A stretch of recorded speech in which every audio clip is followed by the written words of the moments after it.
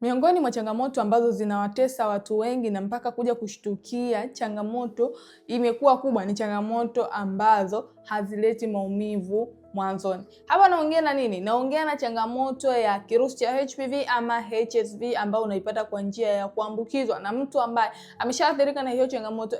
Aidha kwa kufahamu ama kuto kufahamu ukajikuta tayari umeshaambukizwa hiyo changamoto. So, endapo wewe ukianza kuona mabadiliko haya, aidha umeanza kutoka vinyama ama vipele ama mwasho mara kwa mara katika maeneo yako ya siri, basi ni muhimu kuchukua hatua, na hatua hiyo ni kufanya hatua ya kufanya matibabu ambayo yataenda kumaliza hiyo changamoto yako kwa ujumla, kwa sababu kadri unavyozidi kukaa na hiyo changamoto ndio jinsi ambavyo changamoto inavyozidi kukua kwa kasi zaidi na kusababisha kinga yako ya mwili inavyozidi kushuka kwa kasi zaidi. Kwa makini sana, kwa sababu kadri unavyoendelea kuwa na vipele na vinyama katika maeneo yako ya siri ndivyo unavyoleta fedheha hata wakati wa kushiriki tendo. Kwa makini.